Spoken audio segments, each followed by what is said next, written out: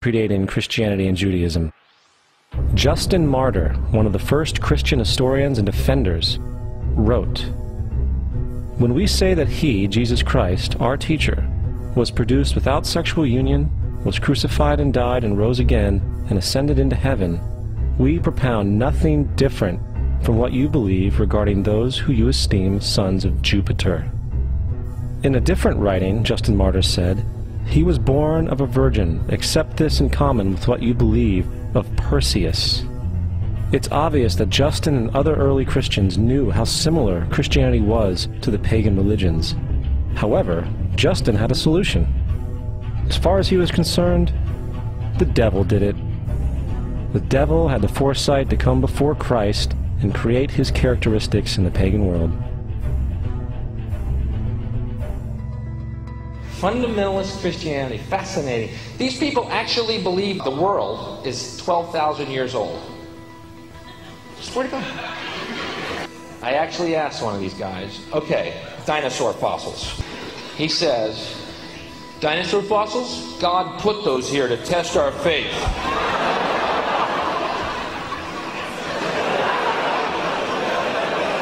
I think God put you here to test my faith, dude.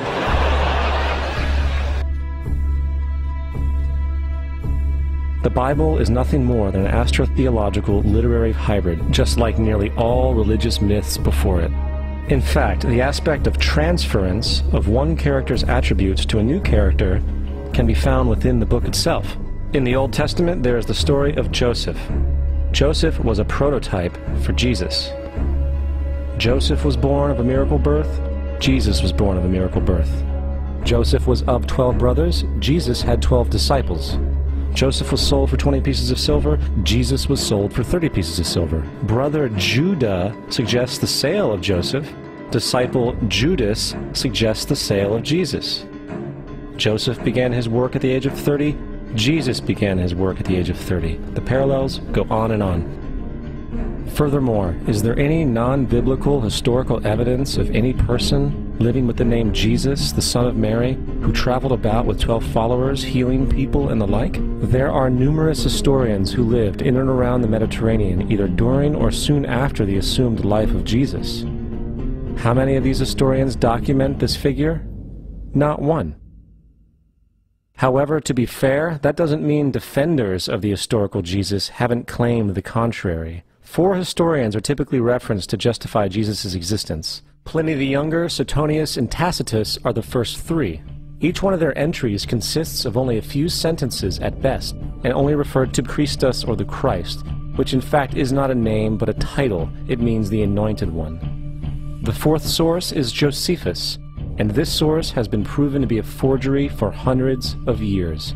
Sadly, it is still cited as truth. You would think that a guy who rose from the dead and ascended into heaven for all eyes to see and performed the wealth of miracles acclaimed to him would have made it into the historical record. It didn't, because once the evidence is weighed, there are very high odds that the figure known as Jesus did not even exist.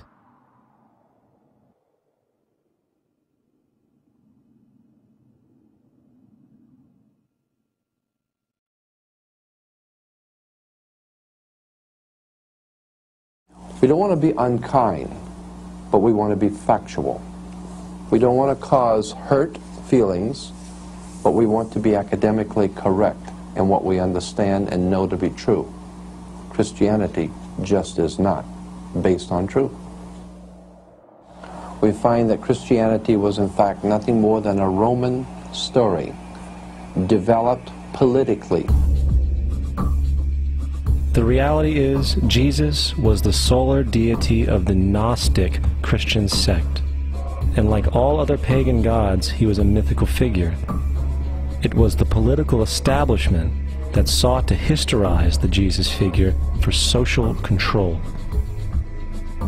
By 325 AD in Rome, Emperor Constantine convened the Council of Nicaea. It was during this meeting that the politically motivated Christian doctrines were established, and thus began a long history of Christian bloodshed and spiritual fraud. And for the next 1600 years, the Vatican maintained a political stranglehold on all of Europe, leading to such joyous periods as the Dark Ages, along with enlightening events such as the Crusades and the Inquisition.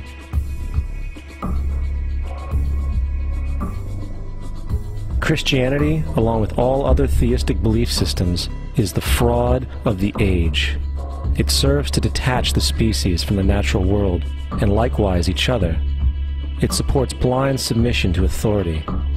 It reduces human responsibility to the effect that God controls everything, and in turn awful crimes can be justified in the name of a divine pursuit. And most importantly, it empowers those who know the truth, but use the myth to manipulate and control societies. The religious myth is the most powerful device ever created and serves as the psychological soil upon which other myths can flourish.